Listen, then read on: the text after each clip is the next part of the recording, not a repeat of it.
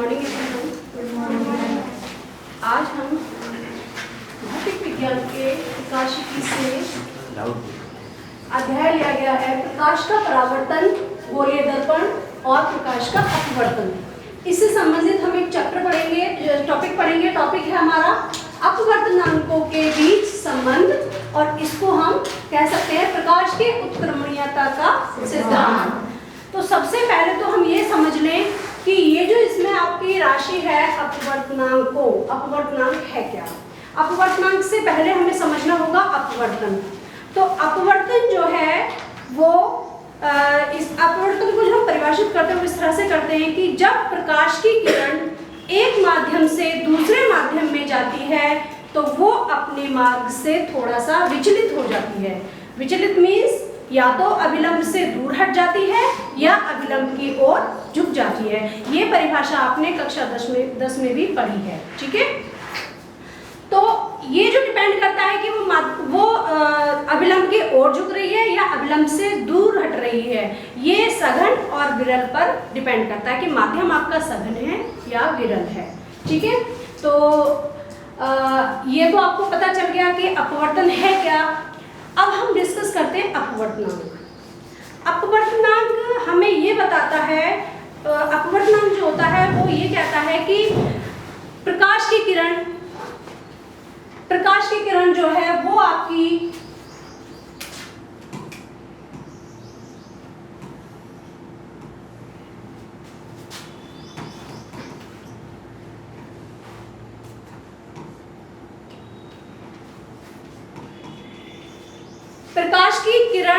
की चाल वायु में कितनी है और माध्यम में कितनी है, उसका जो अनुपात होता है प्रकाश की किरण की चाल का, वो आपका बताता है अपवर्तनांक को डिफाइन करता है, ठीक है। उसका जो अनुपात होता है। अब हम यहाँ ले रहे हैं अपवर्तनांकों के बीच संबंध। तो यहाँ सबसे पहले हम एक जैसे कि रोज होता है, रोज हम बताते हैं कि आपको 3 स्टेप में आपको ये करना होगा। 3 स्टेप मतलब क्या? सबसे पहला आता है आपका चित्र। सबसे पहले क्या आता है? चित्र। फिर उसके बाद में उस चित्र के बारे में लिखना होता है, और थर्ड स्टेप में आपको उसको डेरिवेशन को पूरा करना होता है। तो सबसे पहले हम यहाँ पर चित्र ही आपका बताते हैं। तो चित्र हम बनाते हैं इसका। यहाँ पर 2 चित्र आप यूज करेंगे।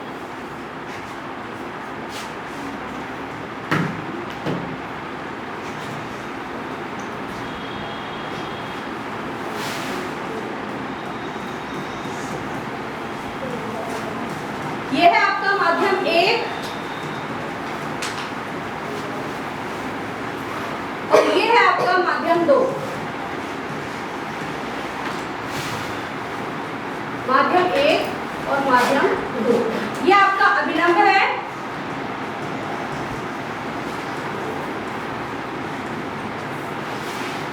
अभिलंब यहाँ पर जो इस रे को काट रहा है आपका, वो है आपका O, ठीक। यहां से एक आपतित किरण आई है OA।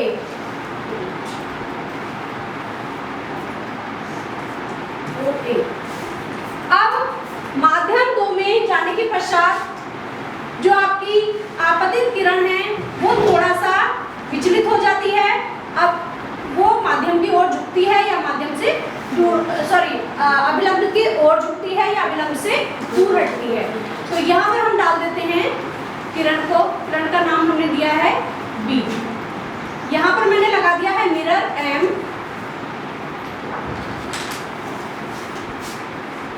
ये जो है आपका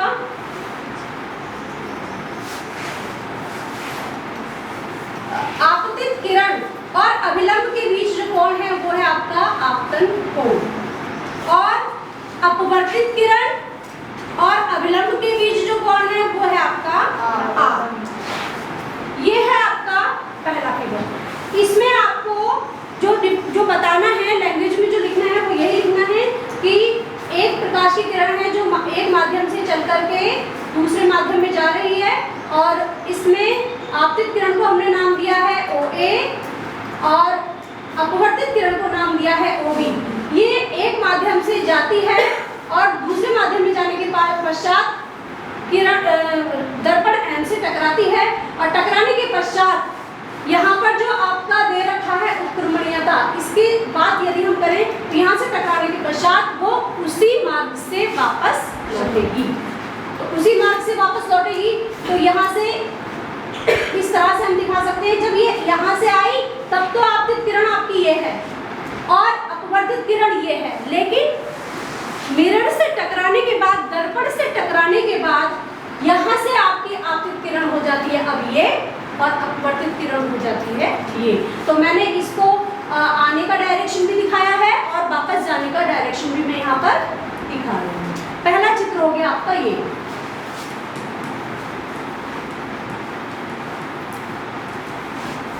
अब यहाँ हम एक चित्र और लेंगे। इस चित्र के बारे में जो मैंने अभी समझाया वो सभी को समझ में आ चुका होगा। तो जो लैंग्वेज मैंने आपको समझाई है वही लैंग्वेज आपको इसमें लिखनी है। 3 पार्ट्स में मैंने बता दिया है, पहला चित्र, दूसरा लैंग्वेज, तीसरी लैंग्वेज। तो चित्र मैं बना रही हूँ, लैंग्वेज आप खुद बना करके लिखेंगे। दूसरा चित्र बनाएंगे आप ये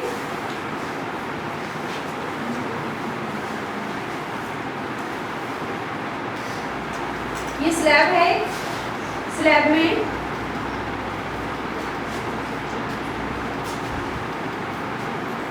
एक तरफ भरा हुआ है आपका जल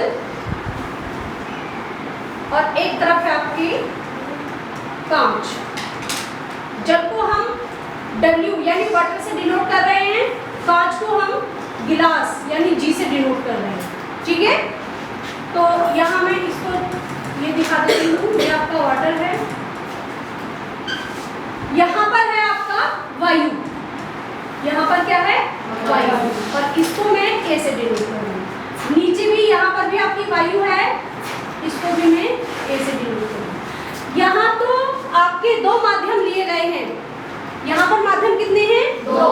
पहले समझ लीजिए, उसके बाद में लिखिएगा, अदरवाइज आप समझ ही नहीं पाएंगे तो लिखने का कोई फायदा नहीं है। ठीक है, यहाँ पर जो माध्यम है वो मैंने 3 लिए हैं। पहला माध्यम है वायु, दूसरा माध्यम है जल और तीसरा माध्यम है कांच। तो यहाँ पर किस तरह से ये जो आपके अपवर्तनांक हैं वो उनके बीच रिलेशन क्या रहते हैं, इसको हम निकाल रहे हैं। ठीक है, तो यहाँ सेम वैसे ही करेंगे। ये मान लीजिए यहाँ पर आपका नॉर्मल ये है, ये हमने डाला है नॉर्मल, और ये कोई आपकी आपतित किरण है।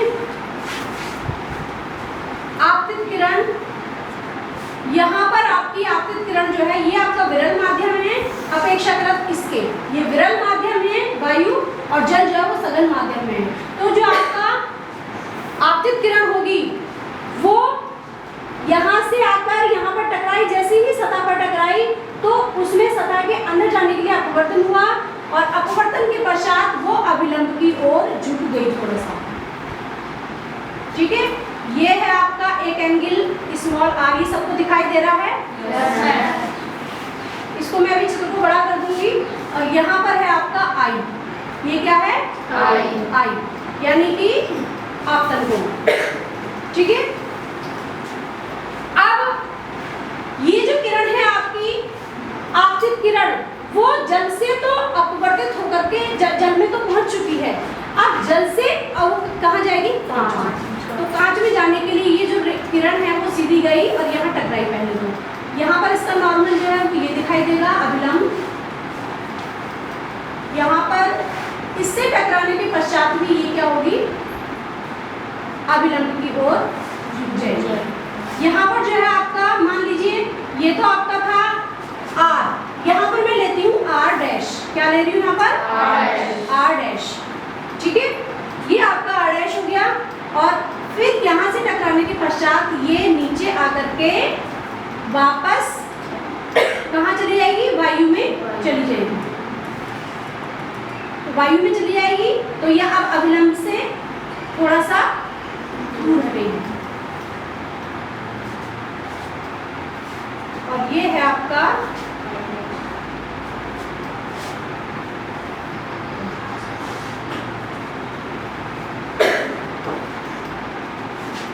आपका वापस आई। ठीक है, इसको आप लिखिएगा ए, इस पॉइंट को, यहाँ जो पॉइंट है इसको ए लिखेगा, इसको लिखेंगे हम बी और इसको लिखेंगे हम सी पॉइंट, ठीक है। और इसको मैं थोड़ा बड़ा कर देती हूँ, पहले आप बनाएंगे चित्र, तब मैं इस चित्र के बारे में आपको बताऊंगी, ठीक है। आपने हेडिंग्स उतार रखे हैं, इस चित्र को बनाइए।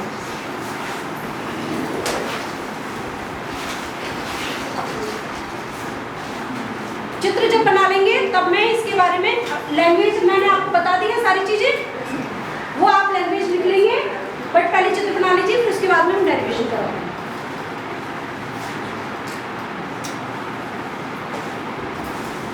इसमें बेटे एक चीज और रह गई है यहाँ पर, ये तो मैंने दिखा दिया, इसको तो किरण को तो दिखा दिया मैंने, बट ये किरण नहीं दिखाई गई है। इस किरण को आप यहाँ दिखा देंगे और फिर यहाँ दिखा देंगे।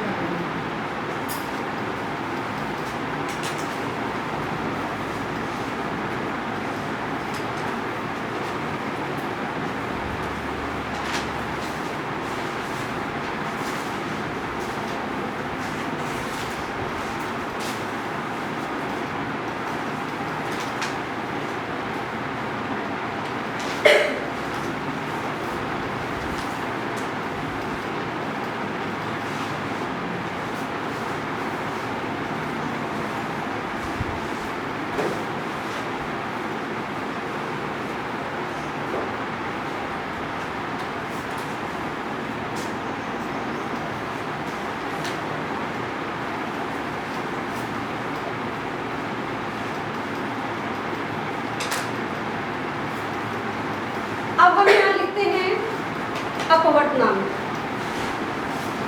उतार लीजिए जल्दी से।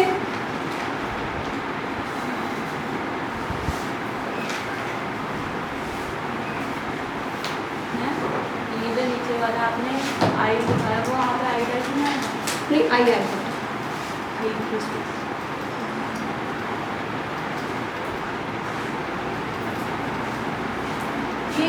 ये भी बेटा आपका आई है।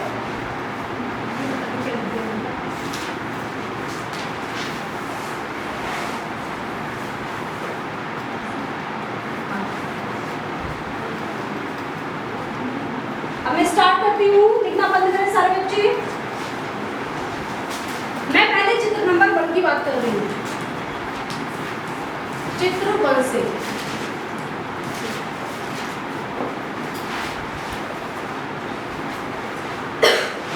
अपवर्तन के नियम सभी बच्चों ने, परावर्तन के नियम और अपवर्तन के नियम सभी बच्चों ने कक्षा 10 में पढ़ रखे हैं, ठीक है। अब हम यहाँ बात करते हैं अपवर्तन की। तो अपवर्तनांक को हम जो डिनोट करते हैं वो करते हैं एन से डिनोट, एन से प्रदर्शित करते हैं, स्मॉल एन से, ठीक है। अब स्मॉल एन से जब डिनोट करेंगे, तो मैं चित्र 1 की बात कर रही हूँ, तो जब किरण, पहली जो किरण है आपकी, वो ए से चलकर और बी पर जा रही है, उस समय की बात आ रही है। लिखना बंद करें, पहले यहाँ समझे। सामने किरण जो है वो ए से चल करके कहाँ जा रही है, बी पर जा रही है। उस समय पहले माध्यम के सापेक्ष दूसरे माध्यम का अपवर्तनांक जो होगा वो sine i upon sine r होगा। Equation number 1। पहले माध्यम के सापेक्ष दूसरे माध्यम का अपवर्तनांक जो होगा वो sine i upon sine r होगा। और ये कब है, जब जो आपकी किरण वो ए से बी की ओर चली है। कहाँ की ओर चली है, ए से बी की ओर, इस वाले चित्र में, ठीक है। अब इसके बाद दूसरी कंडीशन जो दी थी मैंने, वहां पर मिरर लगाया हुआ है, मिरर से वापस लौट रही है, तो अब वो जो किरण है वो कहाँ से किधर जाएगी, वो बी से ए की ओर जाएगी, ठीक है। तो अब हम लिखेंगे फिर से कि किरण बी से ए की ओर चलती है। तब बी से किरण ए की ओर चलती है, तब जो आपकी आपतित किरण है, अब आपकी ये वाली आपतित किरण हो गई है, बी आपतित किरण हो गई है, और ओ ए जो है वो क्या है आपकी परावर्तित। तो यहाँ आएगा ही नहीं, अपवर्तित किरण। परावर्तन नहीं समझा रही हूँ मैं यहाँ मैं आपको अपवर्तन समझा रही हूँ, ठीक है। तो अपवर्तित जो किरण है वो आपकी क्या कहलाएगी, ओ ए। तो अब यहाँ पर जो आपका आएगा वो अपवर्तनांक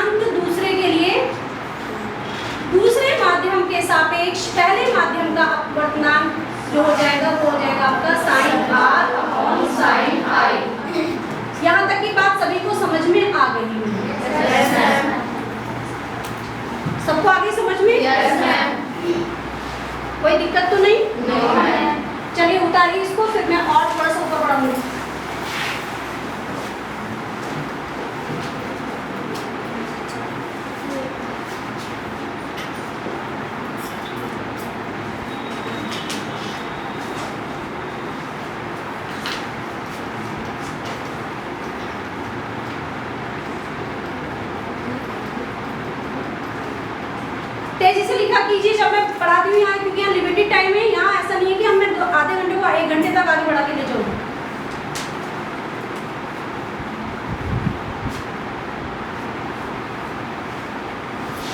दोनों समीकरणों को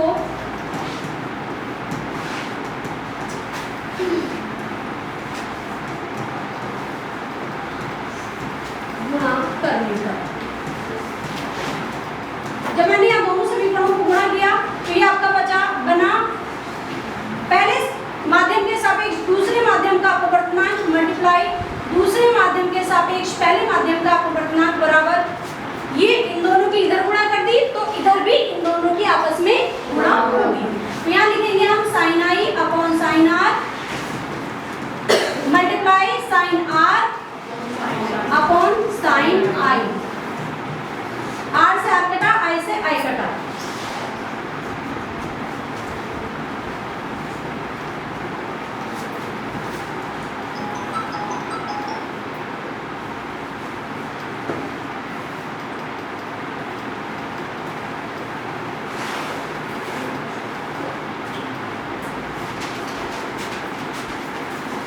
यहाँ पर आपका बना पहले, एक मिनट,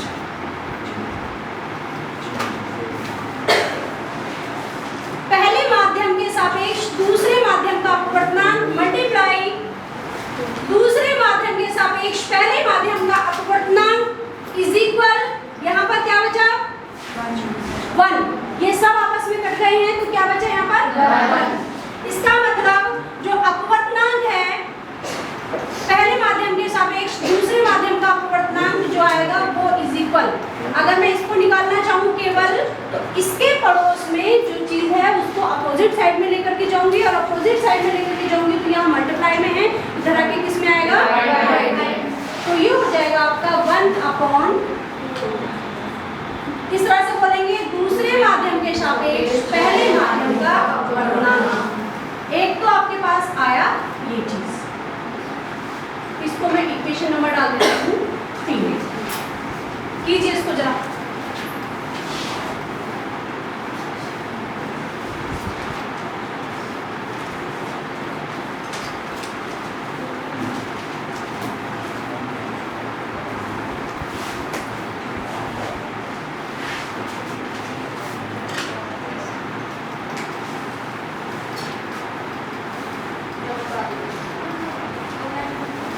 साइलेंट रहेंगे सब, किसी की आवाज नहीं आएगी। अब यदि मैं इस माध्यम को मैं चेंज कर दूं और इस माध्यम को भी मैं चेंज कर दूं, जहां ये माध्यम 1 और 2 लिखा हुआ है इस माध्यम को मैं रियल माध्यम बना दूं, यानी कि एक तरफ तो आपका कर दूं एयर, यहाँ तो आपका हो जाएगा वायु और यहाँ पर आपका आ जाता है ग्लास यानी कांच। यहाँ पर मैं मान लीजिए इसको कांच मान लेते हैं और इसको क्या मान लेते हैं, वायु। ये एक माध्यम को मैंने वायु मान लिया है, दूसरे माध्यम को कांच मान लिया है। तब सेम रिलेशन आपका यही बन के आएगा, तो उसको देखिएगा कैसे करते हैं। वो जो आपका बनेगा वो बनेगा, मैं यहाँ लिखती हूँ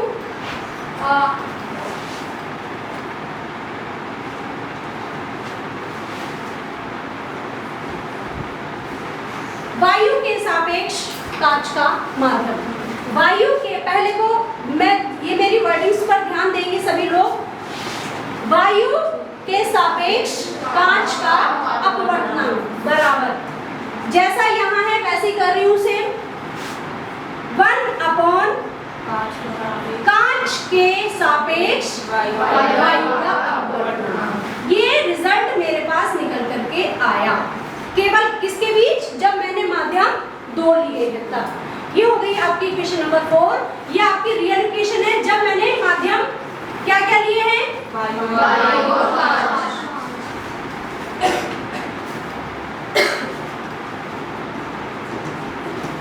जब माध्यम 1 वायु है तथा माध्यम 2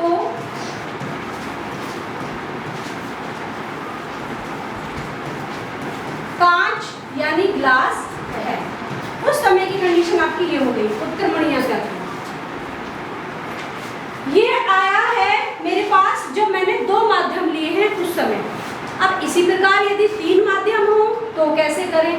इसको करने के लिए इसको उतार लीजिए, फिर मैं इसको इधर करूंगी, तब मैं केवल 3 माध्यम वाला लूंगी। ठीक है, इसको उतारिए फटाफट।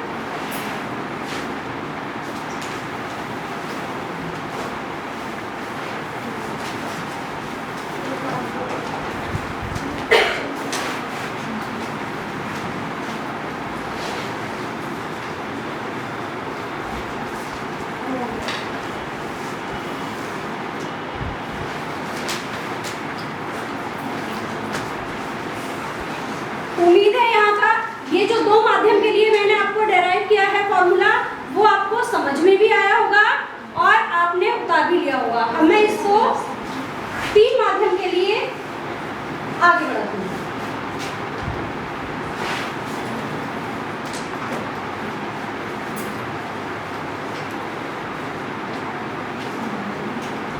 अब इधर समझेंगे, यहाँ तो हमने ये समझ लिया कि 2 माध्यम में किस तरह से अपवर्तनांक निकल करके आता है।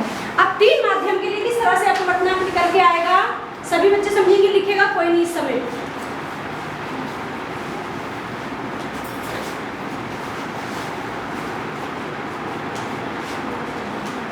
पहले मैं ले रही हूँ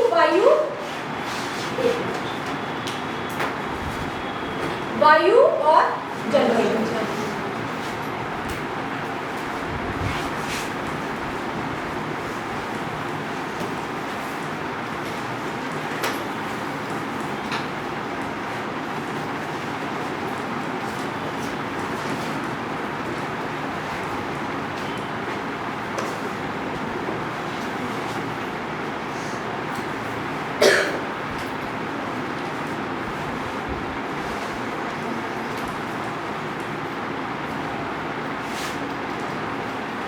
वायु के सापेक्ष जल का अपवर्तनांक बराबर।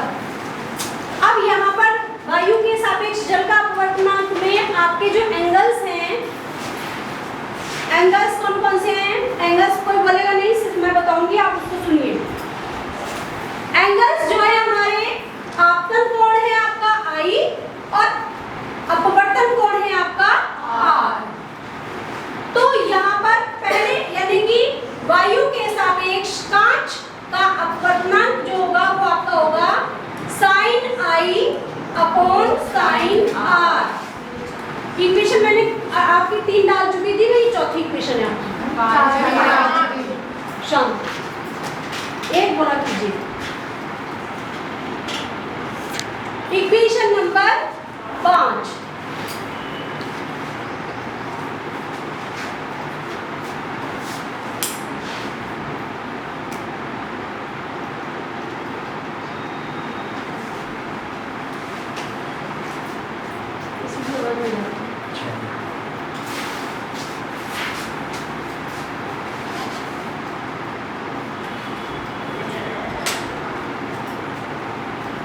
उसी प्रकार मैंने पहला माध्यम लिया था वायु और जल। अब मैं उसी प्रकार जल और कांच के सापेक्ष लिखती हूँ। ये है हमारा N यानी अपवर्तनांक। जल के सापेक्ष कांच का अपवर्तनांक बराबर। अब यहाँ पर आपका मैंने जो मीडियम लिया, माध्यम लिए हैं, वो पहला है जल और दूसरा है कांच। तो जल के समय जो आपका यहाँ पर एंगल है वो आपका रहेगा R। कौन सा कोण? आपतन कोण। आपतन कोण क्या रहेगा? R। यहाँ पर पहले और दूसरे माध्यम के लिए तो आपतन कोण था I और अपवर्तन कोण था R, लेकिन दूसरे और तीसरे माध्यम के लिए आपतन कोण हो जाएगा आपका R और अपवर्तन कोण हो जाएगा R डैश। तो अब जब मैं यहाँ लिखूंगी तो लिखूंगी sin R upon sin R dash, sin R upon sin R dash. ये इसको मैं R को अलग तरह से लिख दूं जिससे कि आपको यहाँ दिखाई दे, समझ में आए। ये है आपका sin R और ये है आपका sin R और ये है आपका sin R डैश। ये इक्वेशन नंबर हो गई 6।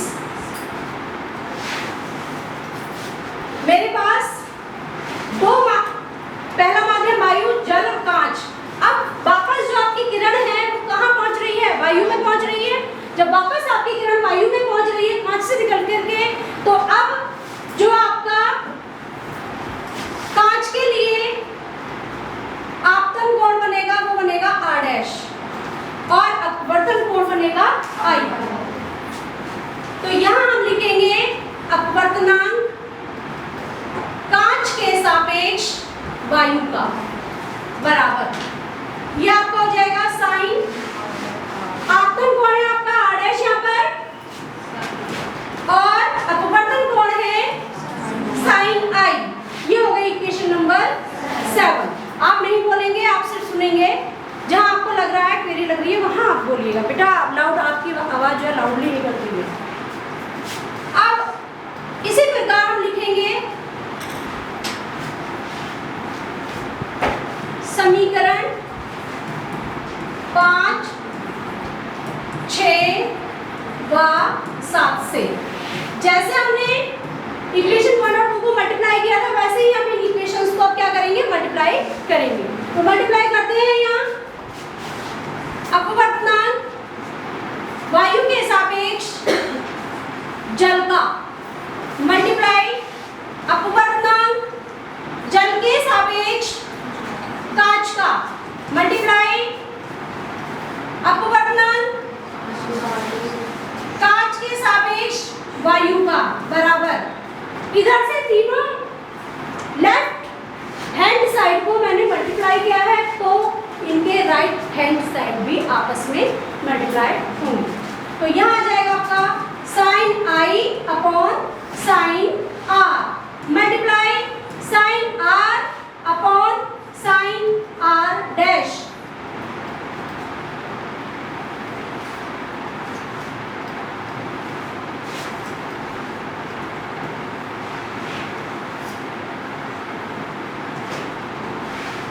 और multiply sine r dash upon sine are.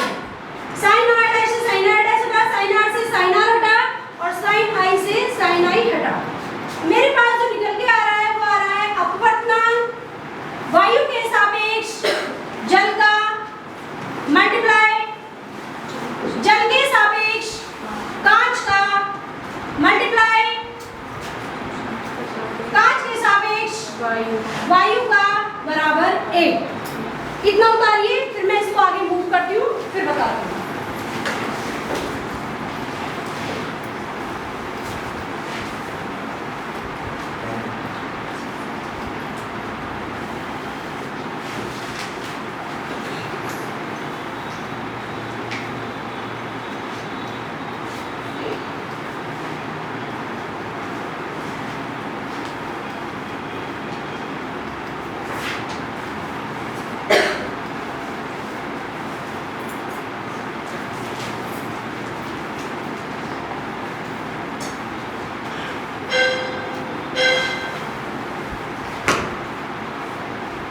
उम्मीद है सभी ने उतार लिया भी होगा और समझ भी लिया होगा।